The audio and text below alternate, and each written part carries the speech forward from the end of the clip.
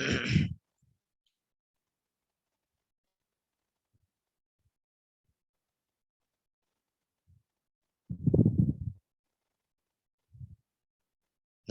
Good afternoon. कैसे हैं आप सभी लोग? चलिए फटाफट लाइव आइए। स्वागत है आप सभी का सफलता.com के इस प्लेटफॉर्म पर। मैं एस के यादव आप सभी का स्वागत करता हूं और उम्मीद करता हूं कि आप लोग अच्छे होंगे, स्वस्थ होंगे और आपकी स्टडी भी अच्छी चल रही होगी। इसी उम्मीद के साथ आज की क्लास को स्टार्ट करूंगा। पिछली क्लास में हमने आपको एंशियंट के बारे में पढ़ाया था।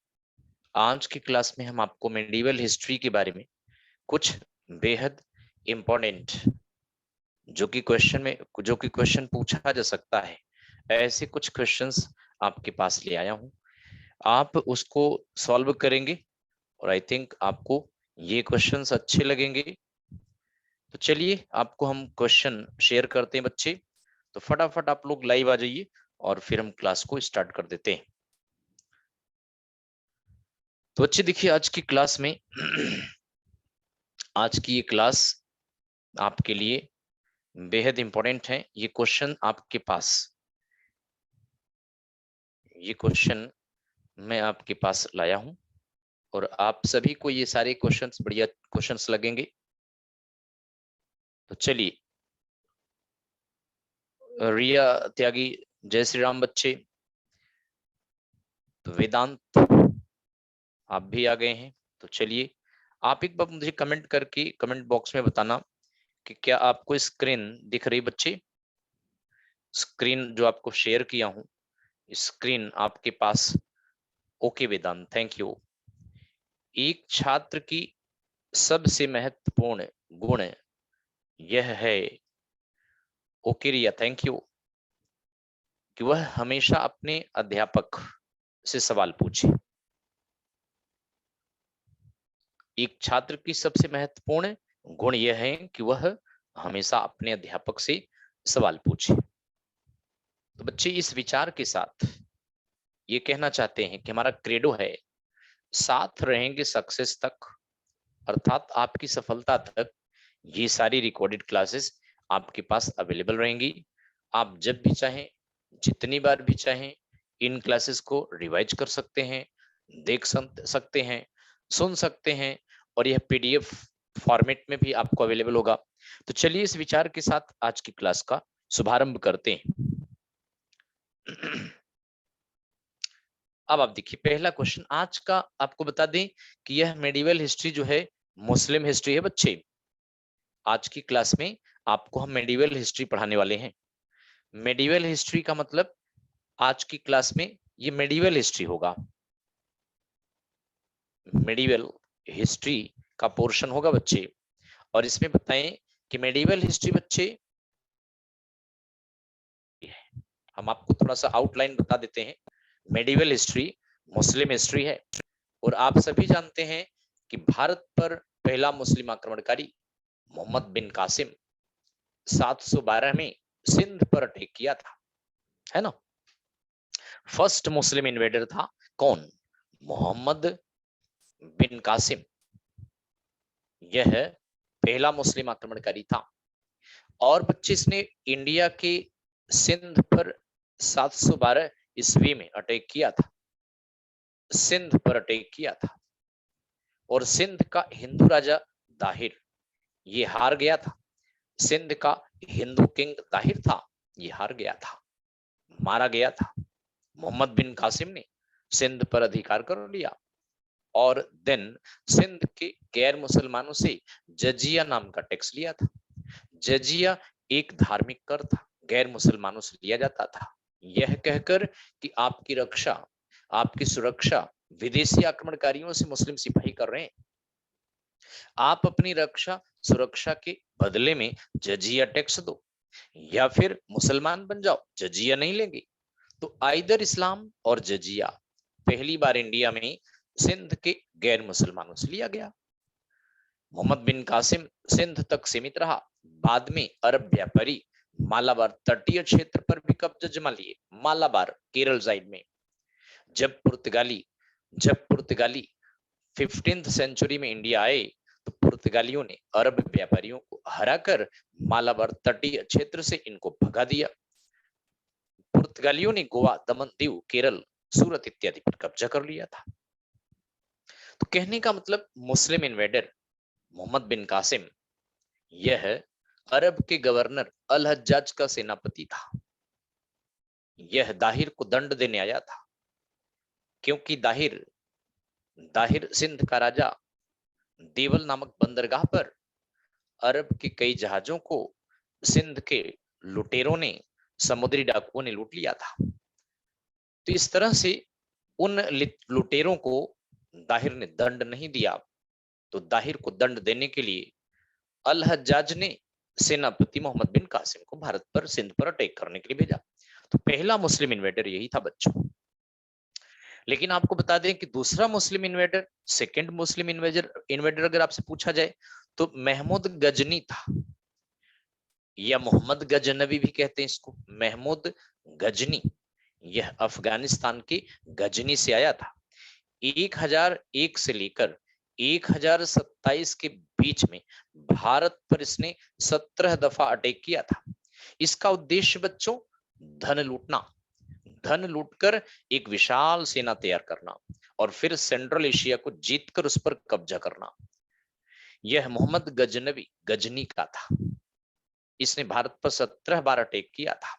जिस समय इसके आक्रमण स्टार्ट हुए उस समय भारत में हिंदू शाही वंश का शासन था। हिंदू शाही वंश का इंडिया पर शासन था। जब तक हिंदू शाही वंश इंडिया में स्ट्रॉन्ग डायनेस्टी के रूप में खड़ी रही, तब तक तो गजनवी को या मुस्लिम आक्रमणकारियों को सफलता नहीं मिली। जैसे ही हिंदू शाही वंश का डिक्लाइन स्टार्ट हुआ, अफगानिस्तान साइड से मुस्लिम्स भारत में प्रवेश कर गए। गजनवी ने भारत के मंदिरों को टारगेट बनाया, क्योंकि गजनवी को पता था कि इंडियन बड़े चालाक हैं, अपनी संपत्ति को छिपाकर मंदिरों में रख देते हैं, इसलिए उसने मंदिरों को टारगेट बनाया। करोड़ों की संपत्ति मंदिरों से लूटता था। उसका सबसे इंपॉर्टेंट आक्रमण सोमनाथ मंदिर पर 1025-26 में हुआ था। सोमनाथ मंदिर गुजरात में चालुक्य शासकों ने बनवाया था। भगवान शिव की मंदिर थी, आज भी है यह। सोने की मूर्ति थी और सोना ही सोना था। यहाँ पर करोड़ों की संपत्ति लूटकर यह ले गया था। गजनवी के साथ अलबरूनी नामक एक दरबारी इतिहासकार भारत आया। 11वीं शताब्दी में इसके आक्रमण के समय अलबरूनी उज्बेकिस्तान का था। गजनी आया, गजनी से फिर इंडिया आया, और अलबरूनी ने 11वीं शताब्दी में आकर एक किताब लिखा इंडिया पर। उस किताब का नाम है बच्चे तहकीके हिंद और किताबुल हिंद, जिसमें 11वीं शताब्दी के भारत के बारे में जिक्र किया है। यदि अलबरूनी ना आता तो शायद भारत का उस समय का इतिहास पता ही नहीं चलता। क्योंकि इंडिया में जो राजा महाराजा थे, वो अपनी तारीफ में अपने चारण कवि रखते थे, दरबारी कवि रखते थे, जो किंग की तारीफ में कविता रच रच के सुनाता, वाह वाही लेता था। तो गजनवी के आक्रमण से बच्चों भारत का बड़ा नुकसान हुआ, मंदिरों का नुकसान हुआ, धन लूट कर ले गया। इंडियन राजाओं की हकीकत पता चल गई कि इंडियन राजा छोटे छोटे किंगडम्स इकट्ठा होकर विदेशी आक्रमणकारी से नहीं लड़ पाए, और ये विदेशी आक्रमणकारी एक एक करके सभी इंडियन किंग को हराकर करोड़ों की संपत्ति गजनवी लूट के ले गया था। तो बच्चे आपको बताएं, मोहम्मद गजनवी मुसलमानों में पहला मुस्लिम रूलर था जिसने सुल्तान की पद भी लिया था। और आगे बढ़े तो तीसरा मुस्लिम आक्रमणकारी मोहम्मद गोरी था बच्चे। कौन? मोहम्मद गोरी। यह तीसरा मुस्लिम आक्रमणकारी था। 1175 एडी में इसका भारत पर अटैक स्टार्ट हुआ था, लेकिन अनहिल वॉर की लड़ाई में 1178 में मोहम्मद गोरी हार गया था। अनहिल वॉर गुजरात में है। अनहिल वॉर में चालुक्य वंश का शासन था। चालुक्य शासक भीमदेव सेकंड ने गोरी को पूरी तरह से हराया। और बच्चे, यस बच्चे, मोहम्मद गोरी तीसरा था। रिया बिल्कुल। तो मोहम्मद गोरी तीसरा मुस्लिम आक्रमणकारी था। लेकिन आपको बताएं कि इसका उद्देश्य, मोहम्मद गोरी का उद्देश्य क्या था? यह भारत पर अपना साम्राज्य स्थापित करना चाहता था, wanted to establish his power over India। Bharat को जीतकर अपनी किंगडम बनाना चाहता था, लूटपाट नहीं करना चाहता था। 1191 में तराइन की फर्स्ट लड़ाई में, 1191 में the first battle of Tarain में पृथ्वीराज चौहान मोहम्मद गोरी को बुरी तरह से हराया। लेकिन उसी समय पृथ्वीराज चौहान ने कन्नौज के किंग गहड़वाल वंश के राजा जयचंद पर अटैक किया और उसकी पुत्री का अपहरण करके, किडनैप करके, संयोगिता का अपहरण करके, संयोगिता जयचंद की डॉटर थी। पृथ्वीराज चौहान संयोगिता से प्रेम करता था, संयोगिता का किडनैप कर लिया और फिर उससे शादी कर लिया। तो इधर पृथ्वीराज चौहान शादी में मस्त हो गया और उधर गोरी गौड़ गया, अफगानिस्तान गया। दोबारा 1192 में फिर से अटैक किया और तराइन की दूसरी लड़ाई में, तराइन की सेकंड लड़ाई में बच्चे मोहम्मद गोरी ने पृथ्वीराज चौहान को बुरी तरह से हराया, पकड़ ले गया, 1206 में अंधा बना के इनको मार दिया था। जो भी है बड़ा डिस्प्यूटेड है। पृथ्वीराज चौहान के दरबार में एक कवि थे चंदवरदाई, जिन्होंने पृथ्वीराज रासो लिखा था, अपने किंग की तारीफ में कविता रचते थे। तो इस तरह से बच्चों जयचंद ने तराइन की दूसरी लड़ाई में गोरी का साथ दिया, पृथ्वीराज चौहान को हरवाया। लेकिन पृथ्वीराज चौहान को ले गया पकड़कर। अगला आक्रमण 1194 में हुआ, कन्नौज के किंग जयचंद पर हुआ। 1194 में जयचंद चंदावर की लड़ाई में हार गया, मारा गया, कन्नौज पर गोरी का कब्जा हो गया। तो इस तरह से उत्तर भारत को जीतकर गोरी ने अपने गौड़ साम्राज्य में मिला लिया। लेकिन भारत के शासन को चलाने के लिए कुतुबुद्दीन ऐबक को अपना सेनापति, सिपह सलार या सूबेदार बना के गया। 1206 में इंडिया से वापस लौट के जा रहा था, शाम का समय था, सिंध नदी के पास पहुंचा, सोचा शाम हो गई है, चलो बैठकर नमाज अदा कर देते हैं। जिस समय यह नमाज पढ़ रहा था उसी समय गक्कर या खोखर नाम के कबीले ने इस पर हमला कर दिया और यह मारा गया। मारा क्या गया, उसमें घायल हो गया। बाद में यह गौड़ पहुंचा तो इसकी डेथ हो गई थी। तो बच्चे इस तरह से गौड़ में इसकी डेथ हो गई। लेकिन कुतुबुद्दीन ऐबक ने इंडिया में गुलाम वंश की नींव डाला। तो अब आप देखिए, इंडिया में पहला तुर्की साम्राज्य गुलाम वंश था बच्चे। अब अगर आप देखें तो दिल्ली सल्तनत में 5 डायनेस्टी थी बच्चे। दिल्ली सल्तनत, दिल्ली सल्तनत बच्चों 1206 से लेकर 1526 तक था, जिसमें पहली डायनेस्टी अगर आप देखें स्लेव डायनेस्टी, गुलाम वंश, इसको मामलुक डायनेस्टी भी कहते हैं या इसको इलबारी वंश भी कहते हैं, क्योंकि 3 गुलाम थे, बाकी सब फ्री थे। 1206 से लेकर 1290 तक बच्चों गुलाम वंश का शासन था। इसका संस्थापक अगर आप देखें तो कुतुबुद्दीन ऐबक था और कुतुबुद्दीन ऐबक ने दिल्ली में कुतुब मीनार का निर्माण कराया, कुव्वतुल इस्लाम मस्जिद का निर्माण कराया, 2.5 दिन का झोपड़ा बनवाया। 1206 में यह गुलाम वंश की नींव डाला। लेकिन 1210 में ऐबक का देहांत लाहौर में चौगान खेलते हुए घोड़े की पीठ से गिरकर मर गया था। कई रूलर आए इसमें। इल्तुतमिश ऐबक का गुलाम था। इल्तुतमिश की पुत्री रजिया सुल्ताना भारत की पहली महिला शासिका बनी थी, लेकिन मुसलमानों ने इसको चलने नहीं दिया। कई सुल्तान आए, अंत में बलबन सत्ता में आया। बलबन बड़ा सख्त सुल्तान था। बलबन ने राजत्व का दैवी सिद्धांत अडॉप्ट किया, डिवाइन थ्योरी ऑफ किंगशिप। लेकिन बच्चे दिल्ली सल्तनत में दूसरी डायनेस्टी अगर आप देखें, खिलजी वंश, खिलजी डायनेस्टी की स्थापना जलालुद्दीन खिलजी ने किया था।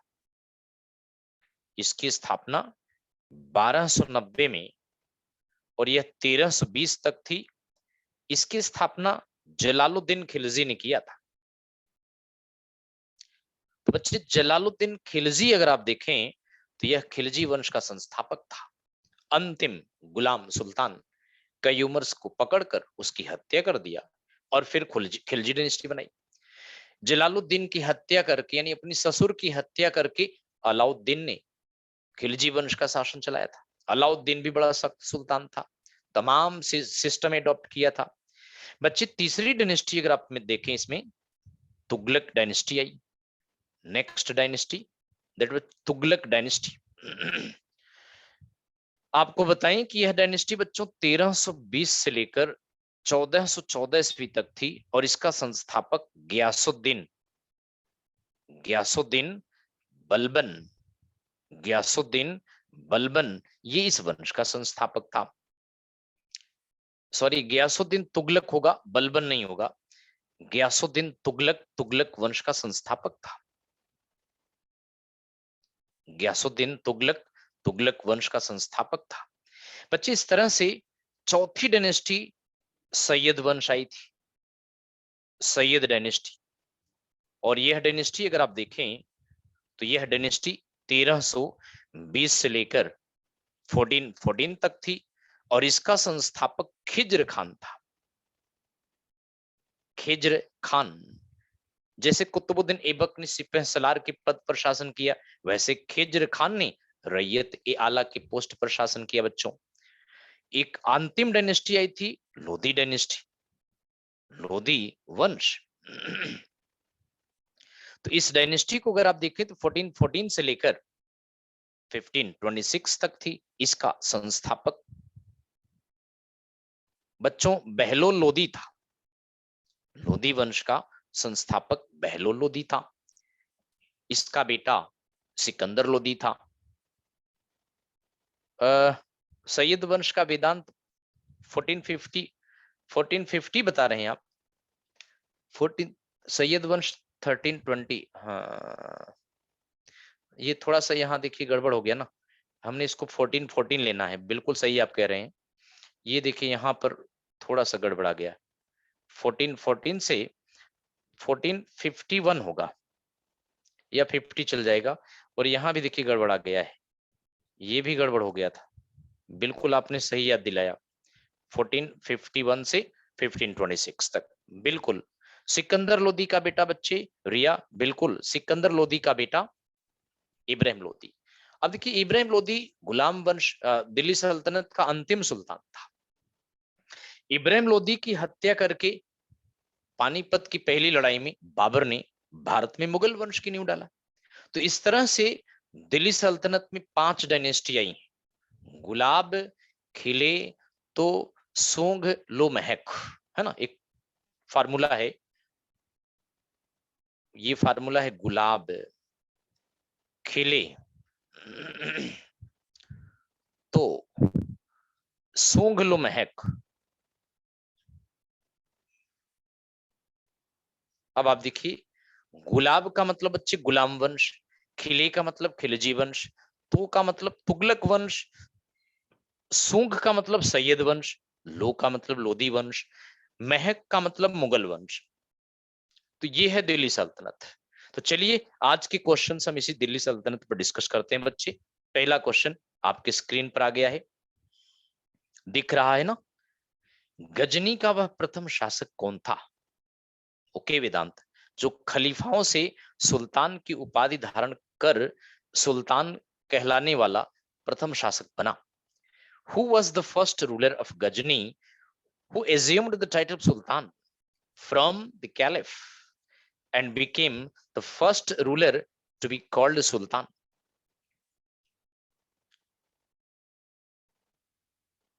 बिल्कुल बच्चे रिया, इस लाइन से बिल्कुल याद रहेगा, गजनी का वह कौन सा प्रथम शासक था। बिल्कुल सही कह रहे हैं आप। तो बिल्कुल बी पार्ट करेक्ट आंसर है। बी पार्ट करेक्ट आंसर है बच्चे, जिसके बारे में बताया आपको। बिल्कुल रिया, 1001 से 1027 के बीच में भारत पर 17 बार आक्रमण करने वाला, तो इस तरह से पहला सुल्तान। ये पॉइंट बड़ा इंपॉर्टेंट है, मुसलमानों में पहला सुल्तान है ये। उस समय खलीफा जानते हैं, खलीफा, head of Islam religion, head of Islam, religion, इस्लाम धर्म के गुरु को खलीफा कहा जाता था और इस समय खलीफा अल कादिर बिल्लाह था बच्चे। इस समय खलीफा अल कादिर बिल्लाह, यह इस समय खलीफा था। जबरदस्ती इसने खलीफा से मान्यता ले लिया, सुल्तान की पदवी धारण कर लिया। तो बिल्कुल बी पार्ट करेक्ट है। चलिए अगला क्वेश्चन आपकी स्क्रीन पर ये रहा बच्चों, बताएं महमूद गजनबी के सभी आक्रमणों 1000 या 1001 से 1026 के बीच में सर्वाधिक महत्वपूर्ण आक्रमण कौन सा था? All the infusions of Mohammad Ghazni between 1000 to 1026 which was the most important? Vedant के आंसर्स आ गए, रिया के भी आंसर आ गए, बहुत बढ़िया।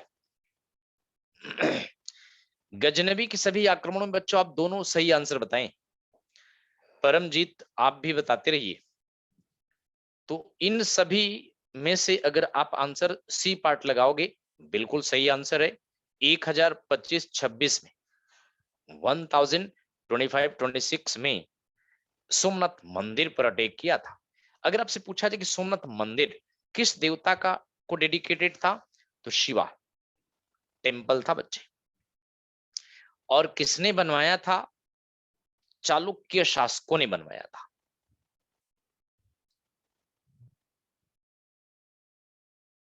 चालुक्य भोले बाबा जी का, बिल्कुल चालुक्य शासकों ने इस मंदिर का निर्माण कराया। ठीक है, तो आंसर बिल्कुल सी पार्ट है। चलिए आपकी स्क्रीन पर नेक्स्ट क्वेश्चन ये रहा बच्चों, तीसरा question. Third question, Mahmud Ghaznavi के भारत पर आक्रमण का उद्देश्य क्या था? ए इस्लाम का प्रचार, बी गजनी साम्राज्य का विस्तार, सी मूर्तियों को तोड़ना या मंदिरों को लूटना, मध्य एशिया में एक बड़े साम्राज्य की स्थापना के लिए धन प्राप्त करना। What was the purpose of the Mahmud Ghaznavi's invasion of India? तो बच्चे जल्दबाजी नहीं करो, ऑप्शन पहले पढ़ो और फिर आंसर दो, है ना। वेदांत के आंसर सही हैं और बाकी रिया के भी आंसर गलत हो गए हैं और परमजीत आपके भी आंसर गलत हो गए हैं। हमने इसके बारे में बताया था, फिर से एक बार ट्राई करो कौन सा आंसर हो सकता है।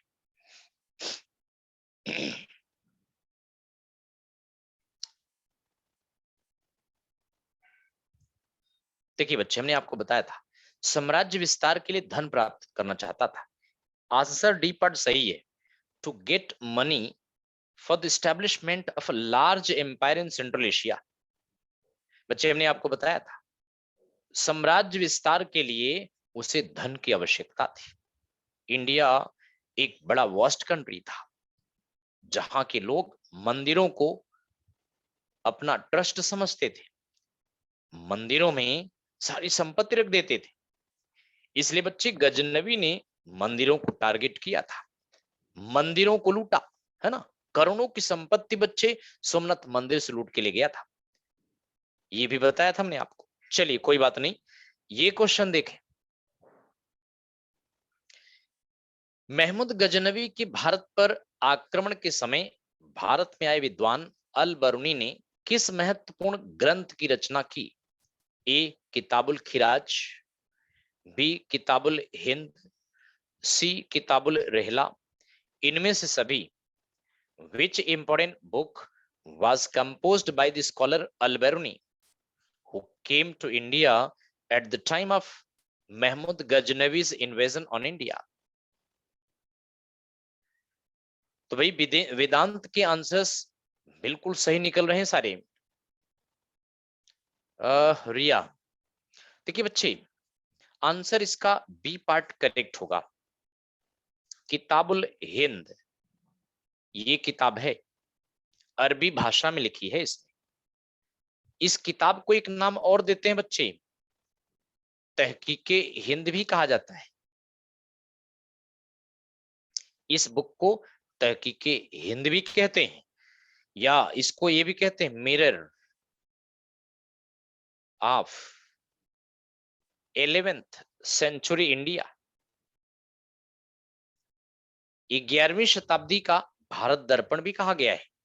क्यों? अगर ये अलबर्नी इंडिया ना आता तो शायद, यदि अलबर्नी इंडिया ना आता तो शायद इस समय बच्चों भारत के बारे में कुछ भी पता न चल पाता। भारत की सामाजिक, भारत की आर्थिक, भारत की राजनीतिक इत्यादि कंडीशंस के बारे में इस किताब में इसी विद्वान ने लिखा बच्चे। तो 11वीं शताब्दी का भारत दर्पण भी कहा गया है। ठीक है, तो इसको ध्यान रखिएगा, mirror of 11th century India, Alberuni ने 11वीं शताब्दी में लिखा। चलिए एक और क्वेश्चन आप देखें। नेक्स्ट बच्चों पूछ रहा है कि दिल्ली सल्तनत की दरबारी भाषा थी, ए उर्दू, बी फारसी, सी हिंदी, डी अरबी। कोर्ट लैंग्वेज ऑफ दिल्ली सल्तनत वाच, जिसे आज की ऑफिशियल लैंग्वेज है ना। बिल्कुल परमजीत के आंसर बिल्कुल सही है, और इस बार वेदांत के आंसर गलत हो गए हैं, और कोई बात नहीं, चलिए आंसर मैं बता देता हूं। पर्शियन लगाइएगा, याद रहेगा। दिल्ली सल्तनत की कोर्ट लैंग्वेज पर्शियन थी, यानी फारसी। अरबी भाषा में अलबर्नी का ग्रंथ है, लेकिन दिल्ली सल्तनत का मतलब इंडिया में जिस सल्तनत की स्थापना कुतुबुद्दीन ऐबक ने किया था, उस सल्तनत की दरबारी भाषा पर्शियन यानी फारसी थी। बच्चे मेडिवल इंडिया में अगर आप देखें तो मुगल वंश, इनकी भी दरबारी भाषा बच्चे पर्शियन थी। ठीक है, और दिल्ली सल्तनत की भी, दिल्ली सल्तनत जो अभी पीछे आपको बताए थे, इनकी भी कोर्ट लैंग्वेज पर्शियन थी, दोनों फारसी में थी। हाँ, मान लीजिए अगर दिल्ली सल्तनत की पूछ लें, अगर दिल्ली सल्तनत की कोर्ट लैंग्वेज आपसे पूछ लें और उसमें पर्शियन न दिया हो तो अरबी नहीं लगाना। दिल्ली सल्तनत की उस कंडीशन में तुर्की लगा सकते हैं। मान लीजिए अगर आपको पर्शियन न दिया हो तो तब दिल्ली सल्तनत की तुर्की भाषा लगाइए। इन दोनों में से पर्शियन पहला चॉइस होगा, ना दिया हो तुर्की लगाएंगे। और लेकिन मुगलों की पर्शियन कोड लैंग्वेज थी। चलिए अगला क्वेश्चन, क्वेश्चन नंबर 6 में आप देखें, आगरा नगर की स्थापना किसके द्वारा की गई थी? Agra city was founded by home? Agra शहर की स्थापना किसने किया था? ए फिरोज तुगलक ने, बी मोहम्मद बिन तुगलक ने, सी अलाउद्दीन खिलजी ने, डी सिकंदर लोदी ने। परमजीत बिल्कुल सही है बच्चे आपका। रिया आपके भी आंसर सही है, क्या बात है। रिया के भी आंसर सही है, परमजीत का भी आंसर सही है।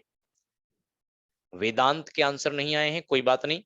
तो डी पार्ट आप दोनों ने बताए हैं, आप दोनों के आंसर्स बिल्कुल सही है। सिकंदर लोदी ने आगरा शहर की स्थापना 1504 में किया था। आगरा सिटी 1504 में आगरा शहर स्थापित किया था, और आगरा पहली बार दिल्ली सल्तनत में कैपिटल बनी थी। यह सिकंदर लोदी ने कैपिटल के रूप में इसको बसाया था। अगर आपसे पूछे कि फर्स्ट टाइम आगरा को कैपिटल किसने बनाया, तो बच्चों सिकंदर लोदी ने पहली बार आगरा को कैपिटल के रूप में बसाया था। ठीक है, और बाकी तो ऐसे सिकंदर लोदी बड़ा सख्त सुल्तान था। चलिए अगला क्वेश्चन, 7th क्वेश्चन आप देखें, निम्नलिखित में से वह दिल्ली का सुल्तान कौन था जिसकी मृत्यु चौगान यानी पोलो खेलते हुए घोड़े से गिरकर हुई थी? या ऐसा भी लिखा जाता है चौगान पोलो को कहते हैं। कौन सा सुल्तान था जिसका देहांत पोलो खेलते हुए घोड़े के पीठ से गिरकर हुई? प्रिया ओके, परमजीत का आंसर सही है। ओके, परमजीत का आंसर सही है। बस ऑप्शन इंग्लिश में देख देते हैं। Who among the following was the Sultan of Delhi Sultanate died while playing Chaugan? A Qutubuddin Aibak, B Alauddin Khilji, C Firoz Shah Tughlaq, D Ghiyasuddin Tughlaq. तो बच्चे ऑप्शन ए पार्ट लगाए हैं परमजीत ने, उनके सही हैं। A part is correct answer. Qutubuddin Aibak 1210 में लाहौर में चौगान खेल रहा था, घोड़े के पीठ से गिरकर मरा था। 1210 में लाहौर में, यहीं पर इसका देहांत हो गया था। और इसका टॉम्ब अगर आपसे पूछें, ऐबक का मकबरा यह लाहौर में है बच्चों। ऐसा एकमात्र रूलर है जो पोलो खेलता हुआ घोड़े के पीठ से गिरकर मरा था। ठीक है, बाकी हुमायूं एक मुगल वंश में राजा था, बाबर का बेटा। हुमायूं का नाम सुना हो अगर, हुमायूं ऐसा मुगल बादशाह था बच्चे, सीढ़ियों से गिरकर मृत्यु हुई थी इसकी, सीढ़ियों से गिरकर मरा था। बाबर का बेटा Humayun died falling of on the stairs of शेर मंडल पुस्तकालय दिल्ली में है। तो अगला क्वेश्चन आप देखें, क्वेश्चन नंबर 8 आपकी स्क्रीन पर आ गया है। कुव्वतुल इस्लाम मस्जिद का निर्माण किसके द्वारा किया गया था? Quwwatul Islam mosque was built by whom? A Qutubuddin Aibak के द्वारा, बी अलाउद्दीन खिलजी के द्वारा, सी अल्तुतमिश के द्वारा, या मोहम्मद आदिल शाह के द्वारा। वेदांत का आंसर आ गया, सही है। रिया एक बार फिर अटेम्प्ट करो, आपका आंसर गलत लग रहा है। कुव्वतुल इस्लाम मस्जिद अभी विवाद चल रहा है बच्चे, खूब न्यूज में आ रहा है इस समय, दिल्ली में है। और यहां पर पहले शिव टेम्पल था। बिल्कुल रिया, अब आपका आंसर सही है। इस समय बड़ा विवाद चल रहा है ना, कुतुब मीनार के बगल में कुव्वतुल इस्लाम मस्जिद है, जहां पर शिव, गणेश जी, जैन मुनि के चित्र मिले हैं, मूर्तियां बनी पड़ी हैं, है ना। तो ए पार्ट करेक्ट है। कुतुबुद्दीन ऐबक ने बच्चे देखिए कुतुब मीनार का भी निर्माण कराया था। आप देखिए कुतुब मीनार का भी निर्माण कुतुबुद्दीन ऐबक ने ही कराया था। कुतुब मीनार अगर आप देखें तो इस तरह इस शेप में है, ऊपर सिकुड़ गया है, नीचे काफी चौड़ा है, ऊपर सिकुड़ता गया है। कुतुब मीनार का एक्सक्यूज मी, इस ग्राउंड फ्लोर को ऐबक ने बनवाया था। इसके ऊपर बच्चे 1, 2 और 3 इतने मंजिले इल्तुतमिश ने बनवाए थे। और इसके ऊपर ये टॉप फ्लोर जो था, इसका निर्माण फिरोज तुगलक ने कराया था।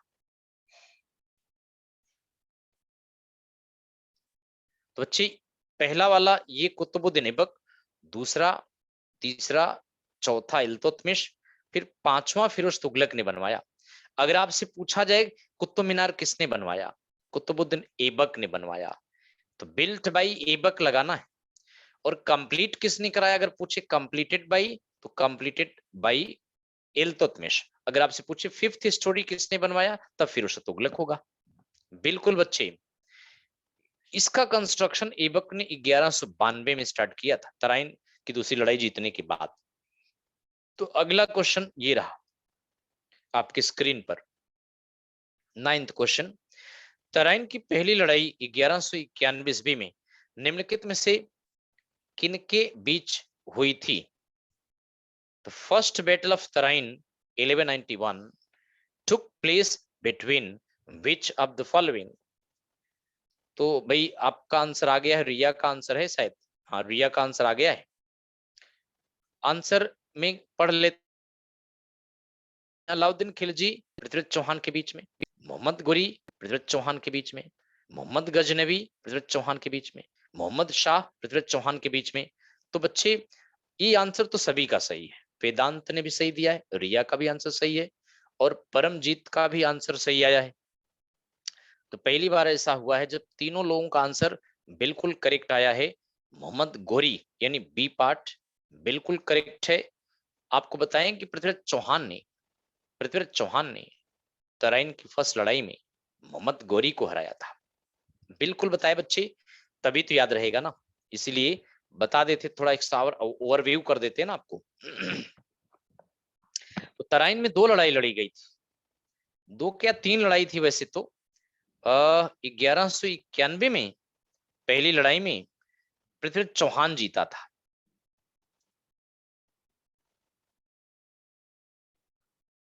मोहम्मद गौरी को हराया था। और तराइन की दूसरी लड़ाई में मोहम्मद गौरी ने पृथ्वी चौहान को हराया था। एक और लड़ा गया था 1215 में था, तीसरी लड़ाई तराइन की। पानीपत नहीं, तराइन है ये। इल्तुतमिश जीता था इसको। इल्तुतमिश ने ताजुद्दीन एल्दौज को हराया था। ताजुद्दीन एल्दौज, ये गजनी का था। 3 लड़ाई तराइन में था, 1 2 3। ऐसे पानीपत की भी 3 लड़ाई हैं, आगे बताएंगे आपको। तो चलिए अगला क्वेश्चन आप देखें और बताइए 10th का आंसर। निम्नलिखित में से किस खलजी शासक ने दिल्ली के राज सिंहासन पर बैठने के लिए अपने ससुर की हत्या कर दी थी? वाह वेदांत, बिल्कुल सही है। Which of the following Khilji rulers killed his father-in-law to sit on the throne of Delhi? A. Qutubuddin Aibak ने, बी जलालुद्दीन खिलजी ने। तीनों लोगों ने आंसर सही बताया है। सी गियासुद्दीन बलबन ने, डी अलाउद्दीन खिलजी ने। तो बिल्कुल सही है बच्चे, डी पार्ट। अलाउद्दीन खिलजी ने अपने ससुर की हत्या, जलालुद्दीन की हत्या करके गद्दी पर बैठा था। तो अलाउद्दीन खिलजी बिल्कुल करेक्ट आंसर है, और खिलजी वंश का सबसे पावरफुल किंग है। अलाउद्दीन खिलजी के शासनकाल में मंगोल बाहर से भारत पर आक्रमण किए थे। सबसे अधिक बार भारत पर मंगोलों ने अलाउद्दीन खिलजी के समय में आक्रमण किए। अलाउद्दीन खिलजी ने बाजार नियंत्रण व्यवस्था लागू किया था, यानी he controlled the market and fixed the prices. बाजार नियंत्रण व्यवस्था अलाउद्दीन खिलजी ने लागू किया था।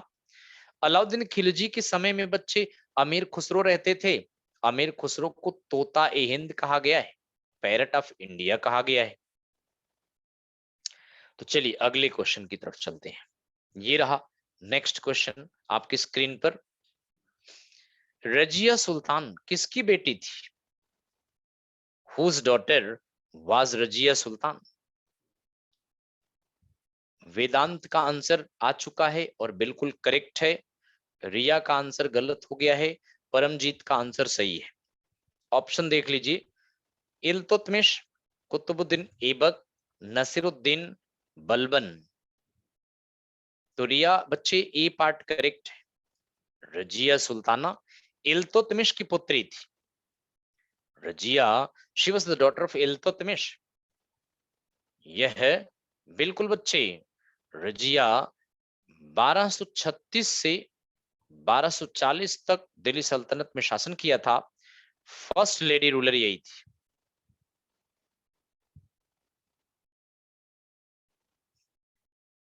इंडिया की प्रथम महिला शासिका थी, लेकिन वह सफल नहीं हो पाई।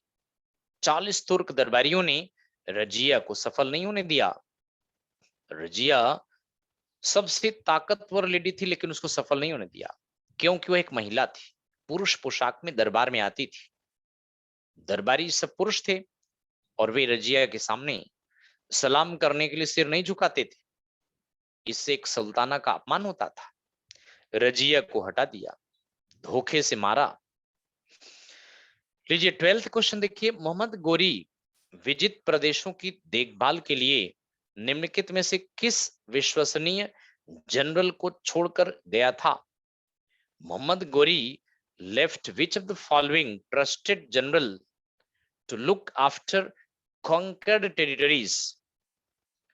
ओके, वेदांत का आंसर भी आ गया, रिया का भी आंसर आ गया है, और इसमें से वेदांत का आंसर सही है। रिया एक बार और प्रयास करिए आप। अपने किस विश्वस्त व्यक्ति को जनरल बना के गया था? परमजीत का आंसर भी सही है। तो बच्चे देखिए रिया, इसका आंसर सी पार्ट करेक्ट है। सी पार्ट यानी इल्तुतमिश, सॉरी सी पार्ट यानी कुतुबुद्दीन ऐबक। कुतुबुद्दीन ऐबक को बना के गया था, है ना। गोरी का गुलाम, मोहम्मद गोरी का गुलाम कौन था? मोहम्मद गोरी का स्लेब कुतुबुद्दीन ऐबक था।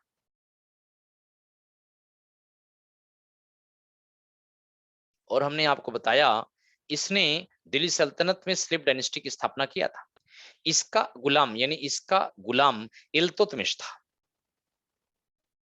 और इल्तुतमिश को गुलाम का गुलाम कहते हैं। और बच्चे इसका गुलाम बलबन था। तो गुलाम वंश में तीनों गुलाम सुल्तान हैं। गोरी का गुलाम कुतुबुद्दीन ऐबक, ऐबक का गुलाम इल्तुतमिश, इल्तुतमिश का गुलाम बलबन था। बस तीन गुलाम थे, बाकी सब फ्री थे, है ना। इसलिए गुलाम वंश को इलबारी वंश भी कहते हैं या मामलुक वंश भी कहा गया है। 13th में आप देखें किसके शासनकाल में सबसे अधिक मंगोल आक्रमण हुए थे? A Balban, B Alauddin Khilji, C Mohammad bin Tughlaq, D Firoz Tughlaq. Whose reign saw the most Mongol invasions? तो Paramjit, okay, Paramjit B part, okay, Riya C part बता रही हैं और वेदांत बी पार्ट बताए हैं। तो बच्चे बी पार्ट करेक्ट होगा। मंगोल बाहर से आते थे बच्चे। ये अलाउद्दीन खिलजी के समय में सबसे अधिक बार 8 बार मंगोलों ने अटैक किया था। यस बच्चे, 8 टाइम्स। भारत पर मंगोलों ने 8 टाइम्स अटैक किया था, और इनका मतलब था लूटपाट कर भाग जाना। यह चीन की दीवार क्रॉस नहीं कर पाते, नॉर्थ वेस्ट फ्रंटियर से भारत पर अटैक करते, लूटपाट कर चले जाते, आगजनी करके चले जाते। पहला मंगोल आक्रमणकारी अगर पूछा जाए तो इल्तुतमिश के समय में आया था। फर्स्ट मंगोलियन अगर आपसे पूछा जाए, भारत पर प्रथम मंगोल आक्रमणकारी, मंगोल बच्चे, मंगोलिया एक देश है जिसकी राजधानी उलान बटोर है। उसी तरफ से मंगोल कबीले थे, ट्राइब्स थे। ये कबीले थे, बारबरस थे, लूटपाट करने वाले थे। इनका कहीं कोई किंगडम नहीं था। जहां कमजोर देखते वहीं पर ये लोग अटैक कर देते। लेकिन फर्स्ट मंगोल इन्वेडर इंडिया पर 1221 में आया था, लेकिन इसका किंगडम था चंगेज खान। ये पहला मंगोल आक्रमणकारी था, और यह इल्तुतमिश के समय में भारत की सीमा तक अटैक किया था। इल्तुतमिश के टाइम में पहला मंगोल इन्वेडर इंडिया की बॉर्डर पर अटैक किया था। इल्तुतमिश इसकी शर्त मान गया और यह वापस चला गया था। तो चलिए कोई बात नहीं, अगला क्वेश्चन ये रहा आपके स्क्रीन पर बच्चे। चलिए बताइए, तराइन के द्वितीय युद्ध में किसने किसको पराजित किया? Who defeated whom in the second battle of Tarain? Option Riya का आ गया है बच्चे, ओके।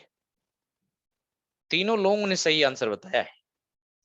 पृथ्वीराज ने मोहम्मद गोरी को हराया, मोहम्मद गजनवी ने पृथ्वीराज चौहान को हराया, पृथ्वीराज चौहान ने मोहम्मद गजनवी को हराया, मोहम्मद गोरी ने पृथ्वीराज चौहान को हराया। तो तीनों लोगों के आंसर डी पार्ट हैं और बिल्कुल सही है। 1192 की बात है, 1192 में। तो ये आंसर भी आप लोगों का, तीनों लोगों का सही है। जिस तरह से तराइन में 3 लड़ाई लड़ी गई थी, इसी तरह पानीपत में बच्चे 3 लड़ाई है। पानीपत की भी 3 लड़ाई है। पहली लड़ाई पानीपत में 1526 में थी। बाबर ने इब्राहिम लोदी को हराया था। तराइन की दूसरी लड़ाई 1556 में थी। इसमें मुगल किंग अकबर ने हेमू को हराया था। और तराइन की तीसरी लड़ाई, सॉरी, पानीपत की तीसरी लड़ाई 1761 में अहमद शाह अब्दाली ने, यह अफगानिस्तान का था, अहमद शाह अब्दाली यह अफगानिस्तान का था बच्चों, ने मराठों को हराया था। तो इसमें मराठे हार गए थे। तो पानीपत में 3 लड़ाई, पहले में बाबर ने इब्राहिम को हराया, दूसरे में अकबर ने हेमू को हराया, तीसरे में अहमद शाह अब्दाली अफगानिस्तान का गौड़ का था। ये बच्चे अहमद शाह अब्दाली गौड़ का नहीं, अफगानिस्तान कह सकते हैं, पूरा अफगानिस्तान, ईरान इसके अंडर में था। गौड़ तो गोरी था, ये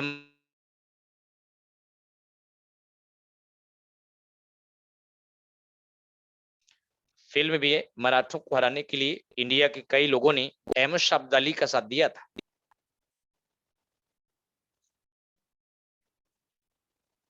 गौड़ के रहने वाले थे, गौड़ के तो ना कहिए, क्योंकि गौड़ इसके समय में गौड़ नष्ट हो गया था। आप यूं कह सकते हैं गौड़ अफगानिस्तान में ही है ना, तो आप कह सकते हैं वहीं का था। लेकिन गौड़ का जिक्र इसके समय में नहीं होता है, इसको दुर्रानी कहते हैं, अहमद शाह दुर्रानी। यस बच्चे, मोहम्मद गोरी गौड़ का था, लेकिन अहमद शाह अब्दाली जो था यह दुर्रानी था। इसके अंडर में ईरान भी था, अफगानिस्तान भी था, सेंट्रल एशिया का बहुत बड़ा पार्ट था। चलिए, वेदांत ने 15th का आंसर भी बता दिया है, आप सब भी पढ़ें और बताएं। सन 1329 और 1330 के बीच किसने तांबे के सिक्के के रूप में प्रमाण स्वरूप मुद्रा, सांकेतिक मुद्रा, टोकन करेंसी प्रचलित किया? Between 1329 and 1330, who introduced the token currency in the form of a copper coin as evidence by it? तो तीनों लोगों के आंसर आए हैं और तीनों लोगों ने आंसर बिल्कुल सही बताए हैं, यानी इसका आंसर बिल्कुल सही आप तीनों लोगों ने बताया है।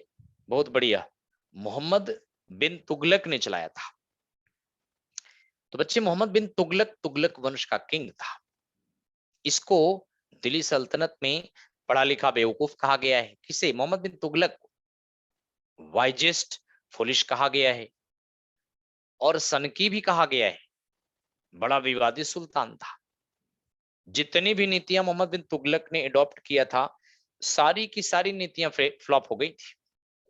इसकी एक भी नीति सफल नहीं हो पाई थी।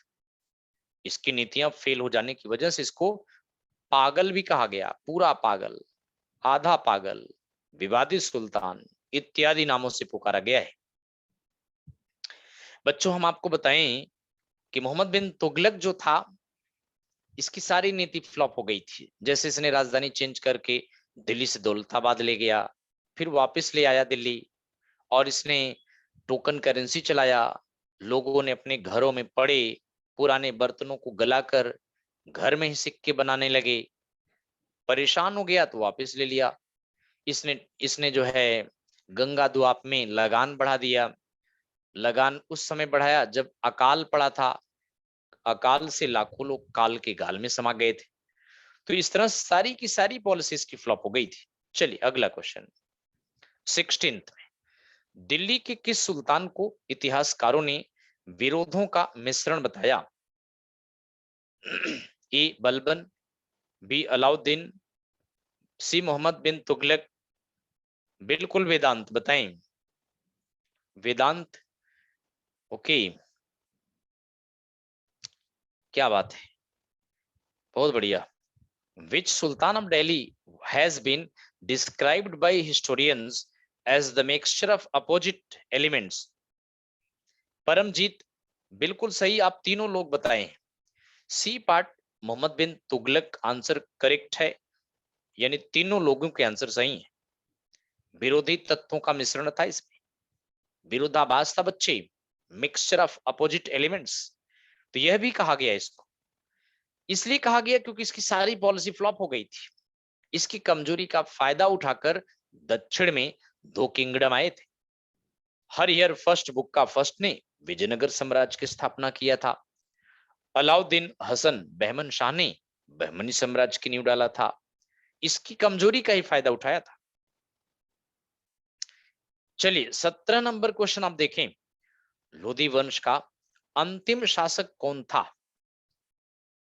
Who was the last ruler of Lodi dynasty? Bahlol Lodhi, Ibrahim Lodhi, दौलत खान लोधी, सिकंदर लोधी। यह भी आंसर आप सभी लोग बता रहे हैं सही, बिल्कुल सही आंसर है बच्चे। रिया, तो बच्चे देखिए बिल्कुल सही आप लोगों ने इसका आंसर दिया है, इब्राहिम लोधी। बी पार्ट सभी के आंसर करेक्ट हैं। और आप जानते हैं बहलोल लोधी लोधी वंश का संस्थापक था, फाउंडर ऑफ लोधी डायनेस्टी। यह लोधी वंश का संस्थापक था। और बहलोल लोधी जानते हैं जमीन पर बैठता था, सिंहासन पर नहीं बैठता था। ऐसा एकमात्र सुल्तान दिल्ली सल्तनत का जो जमीन पर बैठता था। और यदि उसके दरबारी रुष्ट होकर घर चले जाते तो यह उसके घर जाता, उन्हें मनाता, नहीं मानता तो अपनी पगड़ी उतार कर उसके पैर में रख देता था। बेहद उदार प्रवृत्ति का सुल्तान बहलोल लोधी था। तो सिकंदर लोधी बल्कि सख्त सुल्तान था, लेकिन बहलोल बड़ा ही उदार प्रवृत्ति का था। अंतिम सुल्तान इब्राहिम लोधी बाबर से पानीपत की पहली लड़ाई में हार गया और वह मारा गया था। तो लीजिए अगला क्वेश्चन। फर्स्ट था बहलोल, बिल्कुल बच्चे। रिया, पहला बहलोल लोधी था।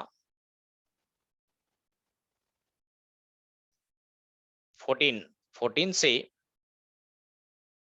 1489 तक था। दूसरा सिकंदर लोधी था।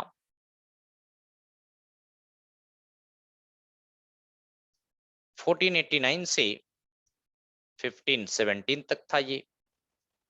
और तीसरा इब्राहिम लोधी था।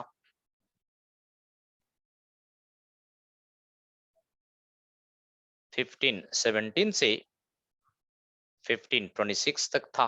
तीन थे ये लोधी वंश, तीन शासक थे इसमें।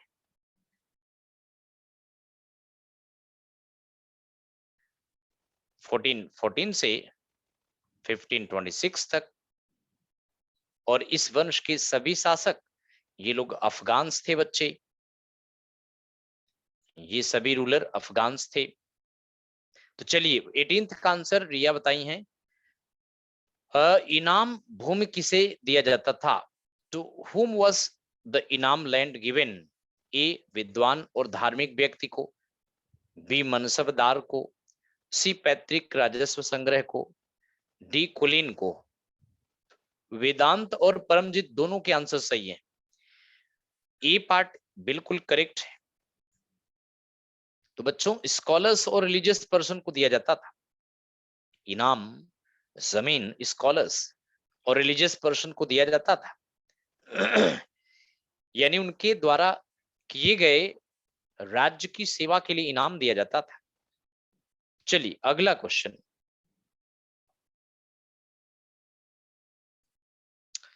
19 में देखें बच्चे, उत्तरी भारत की प्रथम मुस्लिम महिला शासक, दिल्ली पर राज करने वाली प्रथम मुस्लिम महिला शासिका, first Muslim women ruler of northern India, the first women ruler of rule in Delhi. बिल्कुल रिया, बिल्कुल परमजीत का भी सबका सही है। तो ए रजिया सुल्ताना, बिल्कुल सभी का आंसर सही है। तो इस तरह से रजिया भारत की पहली महिला शासिका थी। लेकिन आपको बताएं कि रजिया 40 तुर्क दरबारियों के चंगुल में फंस गई और 40 तुर्क दरबारी रजिया को बाहर निकलने नहीं दिया। रजिया का अंत में कत्ल कर दिया था। चलिए अगला क्वेश्चन आपकी स्क्रीन पर ये रहा बच्चे। दिल्ली के प्रथम सुल्तान कौन थे जिन्होंने दक्षिण भारत को पराजित करने का प्रयास किया? Who was the Sultan of Delhi defeated the South Indian kings? A. Qutubuddin Aibak, B. Nasruddin Khusro Shah, C. Alauddin Khilji या D. जलालुद्दीन? परमजीत के आंसर सही है। परमजीत का आंसर सही आया है और वेदांत का भी आंसर सही आया है। रिया बच्चे सी पार्ट करेक्ट आंसर होगा। अलाउद्दीन खिलजी ने इसका आपको बताएं, इसका सेनापति था मलिक काफूर। बिल्कुल बच्चे, मलिक काफूर। और आप जानते हैं मलिक काफूर को अलाउद्दीन ने काठियावाड़ से जीत कर लाया था। काठियावाड़ गुजरात में है। इसको 1000 दिनारी कहा गया है। 1000 दिनारी इसको कहा गया है। दरअसल इसको 1000 दिनार, दिनार अरब की करेंसी है, तो 1000 दिनार देकर इसको खरीदा था। तो अलाउद्दीन खिलजी, अलाउद्दीन खिलजी जो था, अलाउद्दीन खान नहीं, अलाउद्दीन खिलजी होगा बच्चे।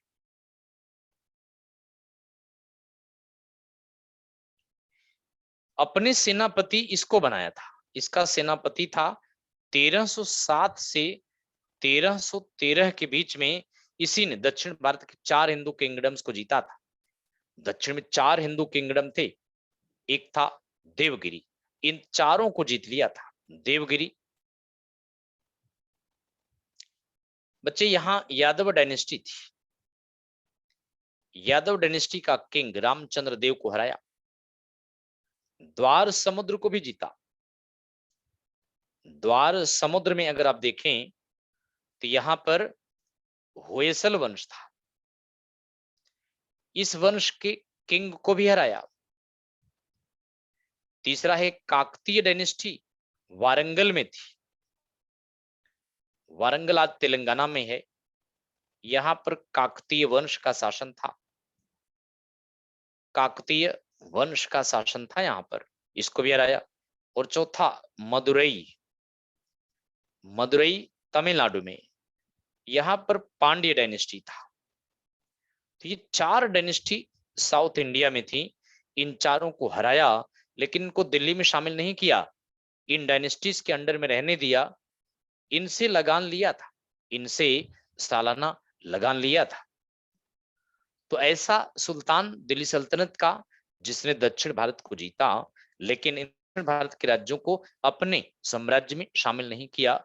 इन डायनेस्टीज के हाथ में रहने दिया और उनसे लगान लिया। ये गलती मोहम्मद बिन तुगलक कर बैठा। मोहम्मद बिन तुगलक क्या गलती किया?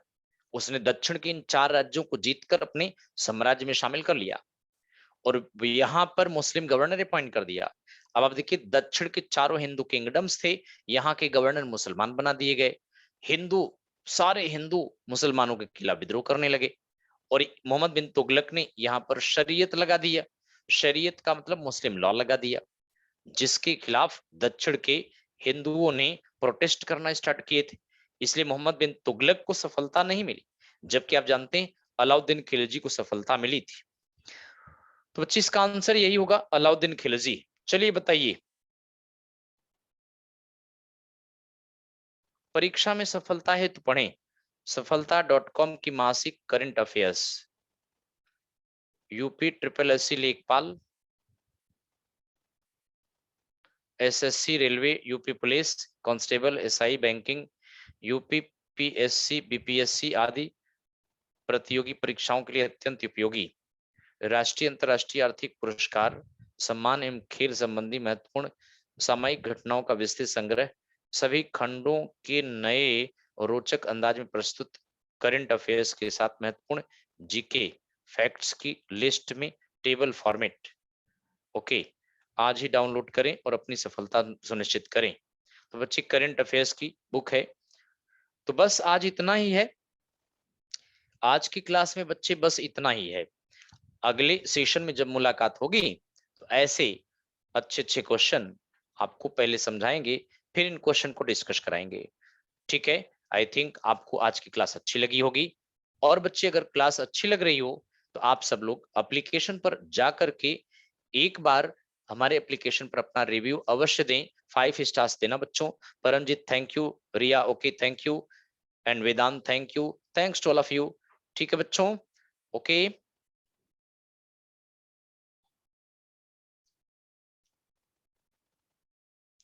Bye Vedant, thank you Vedant, Paramjeet thank you, Riya thank you. तो चलिए बच्चों, नेक्स्ट क्लास में नेक्स्ट सेशन में आपसे मुलाकात होगी। Okay bye, thank you.